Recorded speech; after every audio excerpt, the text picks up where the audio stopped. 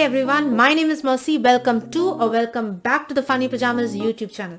Now on this channel I originally started off as a movie review channel and pop cultural entertainment review channel, but I have now slowly transitioned on into manga content. So most of my videos henceforth are all manga related. They're hauls, reviews, different stuff like that, unboxings and stuff like that. So please, if you haven't done so already, please, it would really help me out if you guys could smash that like button. Of course, don't forget to hit that beautiful red subscribe button. Become a subscriber to my channel. Don't forget to hit that bell icon so that you're notified every time I post something new. So with that down and out of the way, this video is my June 2022 reading log. So I read a decent amount, not as much as I'd hoped to. I was a bit in a slump. That generally happens to me. A few days I'm in a slump and I tend to neglect reading manga, but I did read a good amount, and a fair amount. But yeah, so I'm going to give you a quick review. I'm going to try not to drag because I have a tendency to drag on a lot. So let's get down to it. So first off, we'll begin with Asadora. Now this I have done this was part of a video that I did earlier on one of my previous videos. I'll leave a link to it somewhere up, where a spinning wheel randomly picked a manga I would read, and Asadora happened to be one of them. So Asadora, I read it. If you want to hear my in-depth thoughts on it, check out that video. I'll leave it linked in the description down below. I've also left a card up, so please check it out. So basically, Asadora was very interesting. It was good. This was my first introduction to Naoki Urasawa's work. I am actively collecting Monster and 20th Century Boys, but as fate would have it, I had to read Asadora. So I checked out volume 1. My overall impression is, yes, it's fun. It's pretty good. I would definitely recommend it. Even volume 1. I know a lot of people say it's a slow burn, but I personally thoroughly enjoyed it. It just did exactly enough. It's got these nice French flaps here, but the only reason I'm going to be hesitating moving forward with this series is mainly because it's temporarily on hiatus. I tend to shy away from series that are on hiatus. That's kind of why I'm not going to be collecting this, but once it comes off hiatus, I definitely will be collecting it. It's fun, it's interesting. The cover is very is sort of deceiving from what I gather from the rest of the story, but for this volume it's okay, but we get just a tantalizing bit of amount of what exactly the story is about. So we've got Asa, who is our main character. She's from a large family and she's always being forgotten. Her mother, it's the middle of a typhoon's about to hit her village, and her mother has gone into labor, so she's out looking for a doctor. While all this happens, she manages to get the doctor. While all this happens, she gets kidnapped by an old man.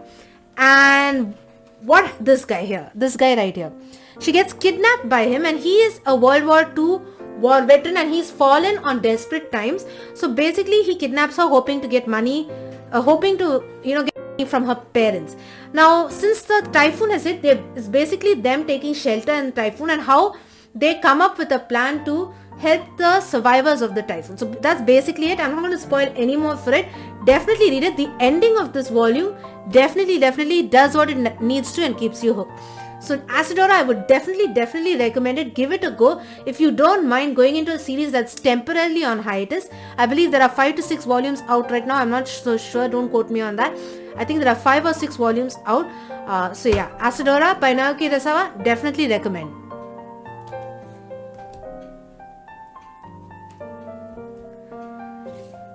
Next up, I read volumes 1 and 2 of Lovesick Ellie. Now so the basic synopsis of this is, we've got this girl here. She's such an ordinary girl that people tend to forget about her. She blends into her surroundings. She's so nondescript. She's so, people just, they just glance by her. They don't really even know she's around. She's almost practically invisible in her class.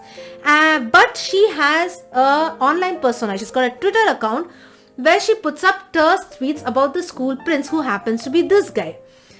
Now, nobody knows about it, but somehow this guy finds out about her Twitter account and the tweets she puts out. And the thing is, he also has a secret. He's also not the perfect Prince Charming that he projects himself to be. He's also in a way. So the two of them get along and this is their relationship.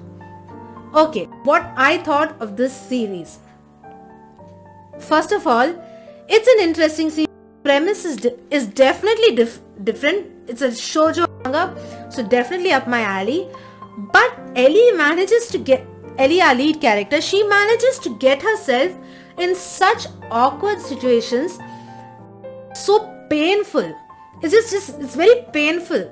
And seeing her thought process and how she goes about things, how she interacts with this guy, basically her, all the things that she goes through, the thoughts that go in her head, and how she ends up stuttering everything, goofing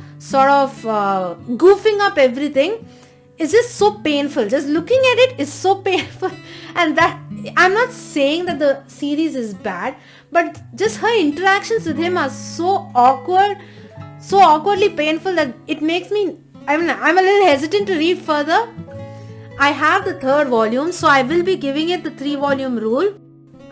But yeah, the series, actually, if you ask me, the series does an extremely good job. Too good a job. So good a job that her interactions with this guy are so awkward, so painful, that they make me hesitant to read this, because I'm like, oh my god, what is she going to get herself into?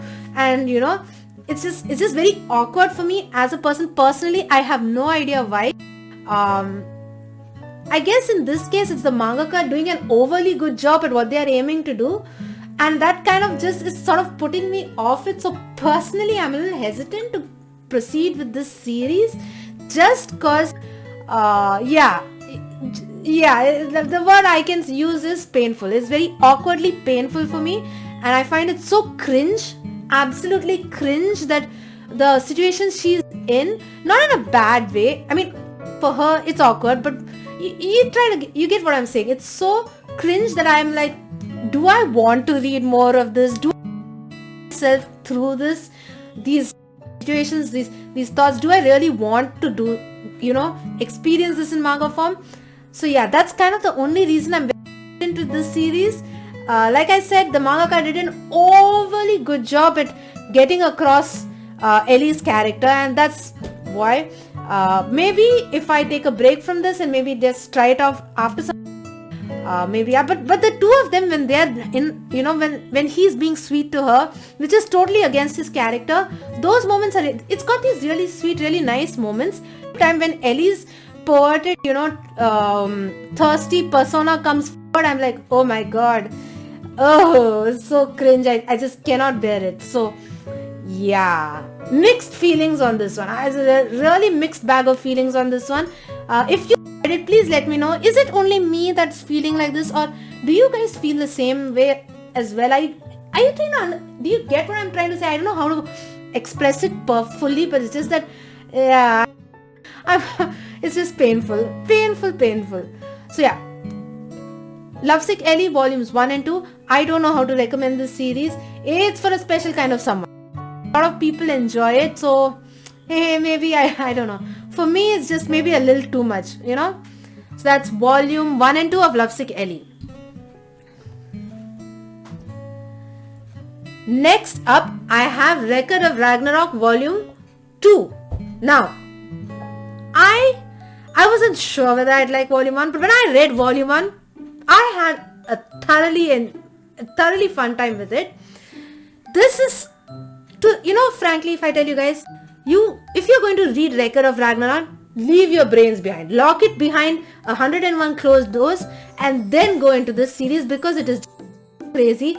It's just absolutely no brains needed, no thinking required, just all out action, all out, craziness, buff dudes doing all sorts of things, amazing action, ridiculously hilarious moments. So this volume, basically we finish off the fight between Thor and Lubu. We see who the victor is. Now I'm not going to spoil to you who the victor is, but we have the face-off between Thor and Lubu. It ends, and we've got a second face-off between Adam and Zeus, which was entertaining. Zeus, he's a really shameless god, okay? Let me just tell you that he's shameless. Okay, so we've got Zeus and Adam, and they face off, and we basically have their battle. Volume 3, I don't know who's going to be battling off in Volume 3. Actually, battles over between Zeus and Adam, but we don't know, because it seemed like that in the end of 1 between Thor and Lubu, but it did continue on in 2.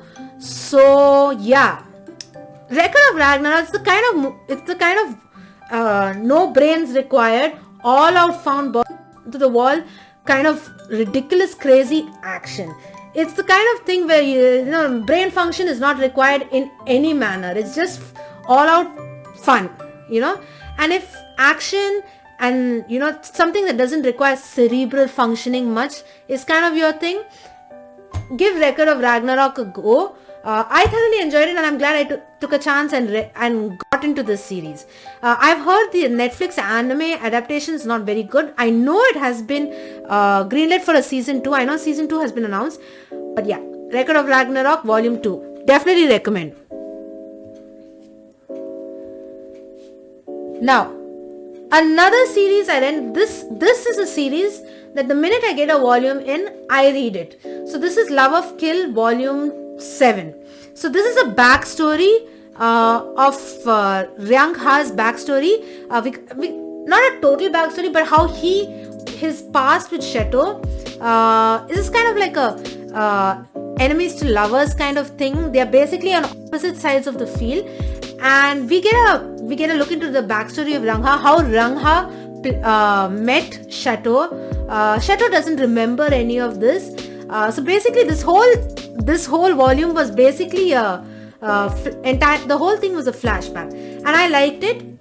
Because it was a bit of a slow burn, and I was very, very interested in seeing the past that they had, how they were linked, how the two of them were connected, and we got that in this, and I liked it. This in the beginning I wasn't sure of what to think about Love of Kill. It is a slow burn. There's not much on the romance side of it. It's got a whole lot of action. It's got everything and intrigue basically, and it's that intrigue which keeps hooked and wanting to read this. It has got a bit of romance, but it's basically one-sided on Rangha's side. So yeah, that's it. So we now know what his link is to Shato, but there still seems to be a lot more. So I'm very interested in reading this. I also like how consistently on each of the covers, the mangaka adds these shattered glass effects. So in all the volume covers, I think most of the volume covers, there is shattered glass. So that's just something I noticed. So yeah, I like this. I think it started off as a webtoon. I'm not sure. Don't quote me on that. But I love this. I thoroughly enjoyed it, and I read it the minute I get it, and I can't wait for volume 8. Another banger of a series that I read was volumes 5 and 6 of Dr. Stone. Now volume 5 and 6, volume 6 and 5, halfway through volume 5 and volume 6, we get a look at the backstory. We get introduced to Senku's dad, Byakuya, and how he is involved in all that's been going on. So basically we get a bit of a flashback. What happens, his Senku's father is an astronaut, and how he is, how he plays into the entire story and all. I'm guessing now there is a side story, the Byakuya reboot. Now at first I wasn't sure where exactly that would come, between which volumes, the exact reading order. But if you ask me, I don't have that volume, I haven't read it. But if you ask me, I'm guessing it would probably come somewhere between 5 and 6. So 6 kicks off the Stone Wars arc. Now that's not Stone Wars arc. I've heard a lot about it. I heard it's very interesting. So we kick that off in volume 6. Senku, we've got like a tournament thing going on. So that basically carries on in volume 5. Then we have the back, like a flashback sort of thing midway through 5 and through 6, where Senku and his team prepare to face off against Tsukasa.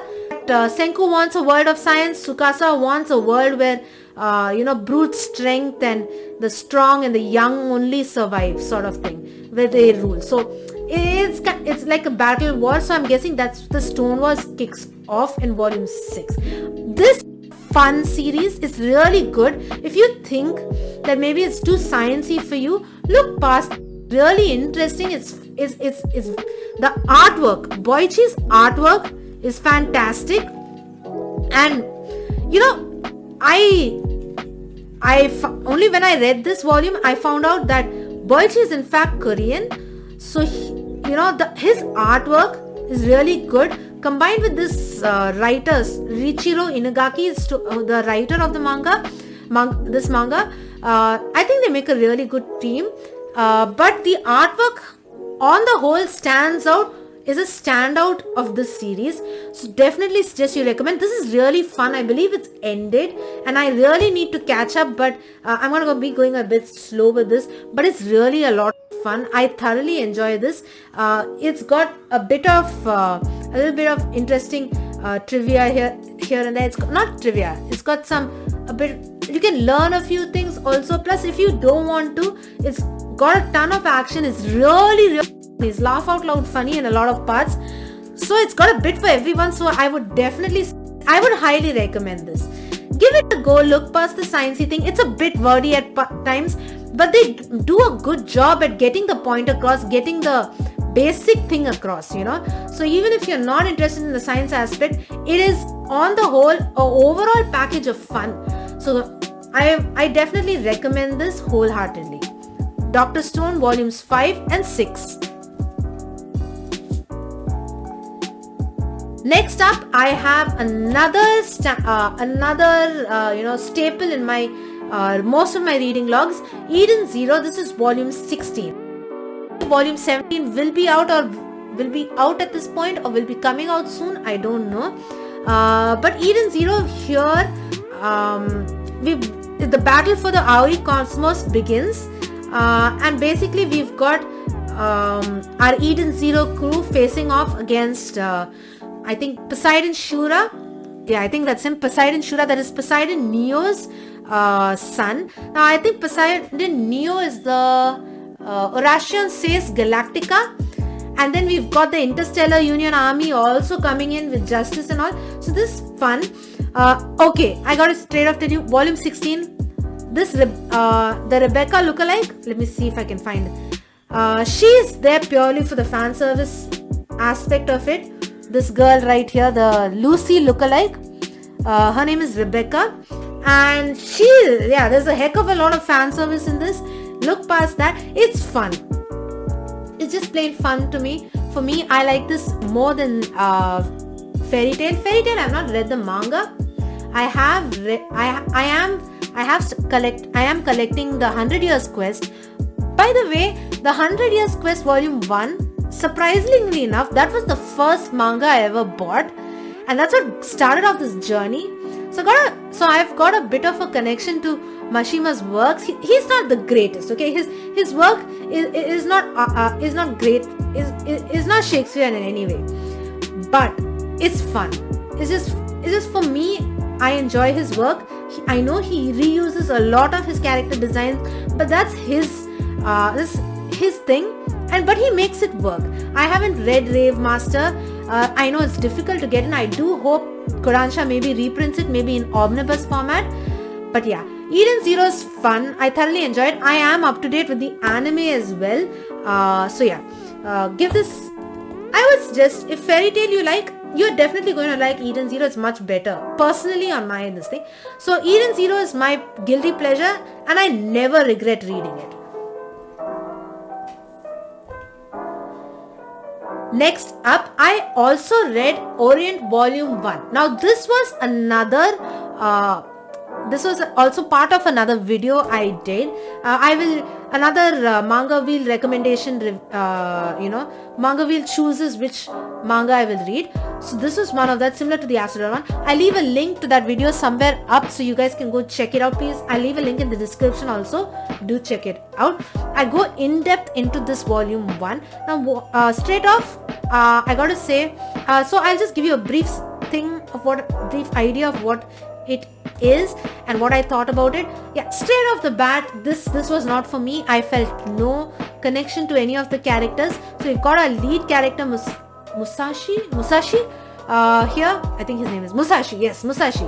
And he and his friend Kojiro, they live in this world where there are these world is infested by demons, but the society projects these demons as benevolent gods, and so the whole society is brainwashed to think that these demons are actually gods that look after them, that take care of them, and actually these demons are bloodthirsty, oppressive creatures. They kill humans, they sort of exploit them. So that's basically the story, and the only people who can stand up to these demons are bands of samurai. So these samurai, Musashi and his friend Kojiro is from a samurai family, and Musashi befriends him, so they learn the way of the sword. So basically they decided when they are very young that they will form their own band of samurai, and they will defeat all the demons and show the world what the true face of these gods as such. This is basically their story. I'll tell you this I was not interested in this. I know they give it 3 volumes before you decide, but I'm gonna honestly tell you, I'm gonna drop it off at volume 1. But hey, you guys are welcome to try and change my mind. I know a lot of people say wait till volume 5 or so and then it gets really good, but the job of a manga is to get you hooked by at least volume 2 or 3, at least volume 3. Yeah, so I don't know, maybe I should give this 2 more volumes, but at the moment I am not, I had no interest. It's just that I felt no bond to our lead characters. I felt no investment in their journey. So that's about it. So yeah, that was a bit of a disappointment. I don't get many disappointments in the reads that I do, but this one was one of those. Another series I read was The King's Beast volumes 3 and 4. Okay, now in my previous reading log, I think it was the previous reading log, I'll leave a card for it somewhere up there. I did mention that this series is a bit slow and it was not going along the direction I had hoped it would go. But volumes 3 and 4, they made me want to read this series all the more, because basically volume 3 and 4, we have a tournament. Volumes 1, 2, 3 and 4, I think we are just getting introduced to all the other princes that are along with our main character's owner. So we've got our main character. She is an Arjun. They are demi-humans basically. So this is in the same world of Dawn of the Arcana. So they're demi-humans, and Arjun are looked down upon. Children, when they are very young, they are sorted out. If the males have special powers, they are taken up by nobles or royals to be their beast servants, and the young girls are sent off to brothels. So our main character, Rangetsu, her brother Sogetsu has powers, and he's separated from her twin brother. They are separated at a young age. Sogetsu, her twin brother, is taken in by the third prince, and I think the third or the fourth prince. Okay, he's taken in by one of the princes, and soon after he's found brutally murdered. She believes that it's the prince who has done it. So she disguises herself as a male and manages to go into his service so that she can kill this guy and take revenge for the death of her twin brother. Unfortunately, for her, the prince is nothing like what she expected him to be. That's this guy. So basically, this is how she's trying to figure out the reason why her brother was killed, who killed him, and it's basically a revenge story. Volumes 1 and 2 barely touched upon that. Volumes 3 and 4, we get more idea into the political intrigue. We have this, which is a lot like a hockey tournament, frankly, and we get introduced to the other prince. I think this is the third or the fourth prince. Now I'm getting confused between these two. Is this the third guy? Is this the fourth? So anyway, I think this is the third and I think this is the fourth prince. And she's under this guy. So she faces off with, she gets introduced to this guy. She's already introduced to the first prince and the second prince. And and we sort of get an opinion about them. But at the same time, it's like, okay. The mystery aspect is what keeps me hooked to this series. If you give me a good mystery, I'm there for that book. I love mystery books. I started off my early reading when I was very young with a whole lot of mystery. When I was like in middle school, primary and stuff, I read a lot of mystery. Very kiddie stuff, Nancy Drew, Hardy Boys, that kind of stuff. I read a lot of mystery. I read Agatha Christie, Poirot. No one can beat Hercule Poirot. But I digress. So if you give me a good mystery, that's about enough to keep me hooked. And the reason I didn't like volumes 1 and 2 that much was because they strayed away from the main goal. But from volumes 4 and 3, I understand what they're trying to do. They're trying to get us involved in give us an idea how the world is, the structuring of the system, the way people behave, their cultural differences, basically the political climate, the intricacies between the various princes. It gives us an idea of the characters of the various princes. So that in and of itself, 4 and 3 was far better for me than volumes 1 and 2, and that is why I'm going to keep collecting the series. I want to see where it goes. I want to see who it was and why it was that her twin brother was killed. So yeah, that's volumes 3 and 4. And I also, the romance in this series, romance would be number 1, the most important thing for me. But in this series, for me, is the mystery, the political intrigue that makes me want to read this more. Another thing, this series is not very text heavy. It's the art is just absolutely gorgeous, and that's another reason why I am thoroughly invested in this series now. 1 and 2 may have put me off a bit, but 3 and 4, it got me back invested in this. So I will be further picking this up. Alright, so a good chunk of this month was spent mainly with this series. That is Blue Flag, volumes 3 to 8. It is complete at volume 8. Now, I read volumes 1 and 2 much earlier on, and I had put this series on hold mainly because I could not get my hands on volume 6. Volume 6 was horrible. I had to wait practically a year to get my hands on volume 6. That's why I had to put this on hold. But when volume 8 released itself, which was quite some time back, I did start hearing that this series does not have, that the ending's terrible for this series. Now, I'm an optimistic person most of the time when it comes to such things. I want to give it a fair go.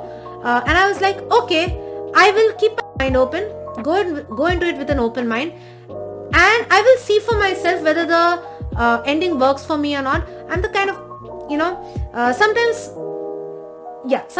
an ending may be it's different for different people. It's all subjective, I guess. But I gotta say, in this particular series, I agree with the majority. The ending in this is terrible. It's like so bad. Okay, so basics, this is like a love triangle or a love quadrangle between guy and her, and this guy and another girl. So basically, it's got some LGBTQ plus themes in it, quite a few LGBTQ plus themes. So that's why I was very interested in reading this. I wanted to see the ending. It's a nice story, all the way up till volume 8, all the way to volume 7, and 3/4 of volume 8 was good. I really enjoyed it. They addressed a lot of things that me personally, I would never have, understood unless I read such stuff. It was eye-opening, a lot of manners. But the last 20 pages of volume 8, it was like the entire series builds up. You get through volumes 1 to 7 and halfway through volume 8, you follow this journey of all these three characters. You follow their journey. You kind of, it fleshes out their character, gives you a very good idea of what their characteristics are, how their outlooks on life are. And volume 8, the last 20 pages, none of these characters act the way we have been taught that they act totally different. They're like three totally different people. It was very much out of character to what they had established as how these characters were, which was kind of why volume 8, the last 20, and frankly, those last 20 pages were not even needed. If they had ended it at where they had before the epilogue, it would have been fine. I would have been happy with that. I understood where they are coming from. But the last 20 chapters, it was not necessary. And what really infuriated me was that none of these characters acted the way we have been taught that they behave, that their outlook in life. We've spent 7 volumes getting to know these characters, getting to know their troubles, the way they go through life, the way they navigate. And the last 20 chapters, like 3 totally different people. And that's what really bugged me. It really bugged me more than anything. That was not even necessary, It's like the mangaka wanted to, I don't know what was going through the mangaka's mind. It's so frustrating. This series would have been a really, it would have been at least an 8 out of 10 or a 9 out of 10. The last 20 chapters really ruined it for me. It was just terrible. Now I normally keep my mind open to anything. I'm willing to give it a fair chance, but this, it was really bad. It hurt so much. It was so frustrating. Something that had such a good momentum, that was working itself out so well, just crashed and burned in those last 20 chapters. And that really, it annoyed me. It frustrated me. It just did not leave me in a good mood and left me with a bad taste in my mouth. So for the journey that this series put us through, that took us through, I would say it is worth a read if you can just look past the last 20 chapters. I don't know, maybe it's just me. I know a lot of people had mixed feelings.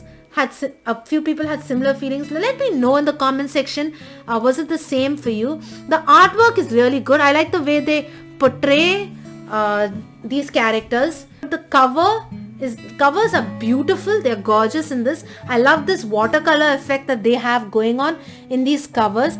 So aesthetically, it's a very beautiful release. Look at that. It's really well done, the release. But I don't know. It just left such a bad taste in my mouth that just thinking of it, kind of it bugs me. So I was very disappointed with this series. It was going so well, and just the last 20 pages, Alright, so the last few chapters, another chunk of what I read this month was Demon Slayer, volumes 1 to 7. Now, why I halted at volume 7 was, at first I thought I wanted to read them, like, it's my personal rule, read the manga before you watch the anime if possible. So I wanted to read the manga before I watched the anime. The Demon Slayer anime is just, it's firing on all cylinders. I've heard amazing stuff about it, and admittedly I was late to the train with it. Kind of, I got the impetus to sort of, since I got the box set, I said, okay, let me read this. At least let me read till where season 1 ends, so that I can watch season 1, the anime, and then move further. So 1 to 6 is, I'm guessing, where season 1 ends. Volume 7 is the Mugen Train movie. Now I want to watch, now since I've read volume 7, I think it extends in volume 8 also, I'm not sure. But now that I've finished up to volume 6, I know I've finished up to where season 1 ends. So I will be now finally be able to consume it in anime form. Okay. The story. I thought it was okay. I get where people say it is mid. 1 to 6 were okay. They were fun. They were interesting. They were okay. But the Mugen Train, the volume 7, where the movie is, oh my god, I liked that. I liked it a lot more than I enjoyed volumes 1 to 6, and I'm hoping it builds that momentum. Now I gotta say, the artwork, it's a little rough. In the very beginning itself, it's a little rough. I don't know whether it gets on ahead. I have heard it does improve, but yeah, the art is not one of the things you should go to this series for. But I have seen the anime trailers and stuff. The artwork in the anime, it's on a whole other level. It's totally amazing. But the artwork in the manga, yeah, it's very rough. In the beginning volumes, it's painful to it's almost painful to go through it. It's just, yeah. I know they're releasing an art book for it now. An art book has been announced, but I mean, look at, I don't know. It's not the best. Hopefully, the mangaka's artwork improves further on into the series. The story is interesting enough. We've got our main character Tanjiro. He's from a poor family. He's got a whole lot of siblings, and he's the main breadwinner sort of for the family. So he basically climbs up and down the mountains selling coal. One day when he returns from selling coal, he finds his entire family by demons, all save for his sister Nezuko. And Nezuko has somehow she has been converted into a demon herself. So this is his story. He joins the Demon Slayer Corps so that he can kill the demon that did this to his sister, and also in the process try and reverse what has been done to his sister. So that's basically his story, and how he comes across other members of the Demon Slayer Corps, and how he meets the Hashiras and stuff like that. So on the whole, it's an interesting story. I think it's based in the Taisho era, so it is interesting. I'll give it that. It's interesting. The first few volumes, I understand why people say it's mid. It is mid, a bit mid. But I thought the Mugen Train arc was the Infinity Train arc, that was really good. I liked it, particularly because they introduced Rengoku. I thought Rengoku as a character was very fun. I also like Inosuke as a character. Zenitsu, I think his name is I didn't like Zenitsu so much.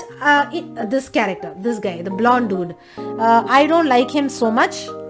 But Tanjiro is also okay. He's good as a protagonist. As the protagonist. The antagonist seems pretty interesting. I don't know whether he's going to be the antagonist throughout, the big boss at the end. But yeah, I am enjoying my time with it so far. I do not regret purchasing the box set. I did get the box set. I have an unboxing for the box set. I'll leave a link to the unboxing somewhere up. I'll leave it in the description also down, so do check that out. So yeah, that's basically all I read this month. I know I had a lot of opinions, particularly about Blue Flag. Yeah, but the month ended off on a good note, mainly because I read Demon Slayer towards the end of the month. So yeah, that was fun. I know the reading logs don't get as many views as the haul videos, but I like sharing my thoughts. I like watching other people's reading logs also. It gives me a good idea of what to expect. So let me know in the comment section down below. Particularly, the Blue Flag is still lingering around in my mind. Please forgive me for harping on that too much, ranting about it too much, but it just, it totally depressed me. Just thinking about depresses me. Okay, so let me know in the comment section, what did you read this month? What are you planning to read next month? I'd love to know. And as always, my social media handles are up on the screen right now. Instagram, Twitter and Facebook. Links also in the description down below. You can also hit me up on email simply on mercy@funny-pajamas.com. Pajamas with a mind. I cannot wait to hear from you guys. Even getting one comment, anything from you guys, it just makes my day. So basically, hearing from you guys, interacting with your community and all the other manga tubers who are so generous and kind in introducing me to new things, it really makes my day. It makes me so happy to be a part of this community. So I'm not going to ramble on, because I tend to always ramble on. That's it. I'm going to end here. This is Mercy signing out. Bye. Have a good one, everyone. See you in the next one.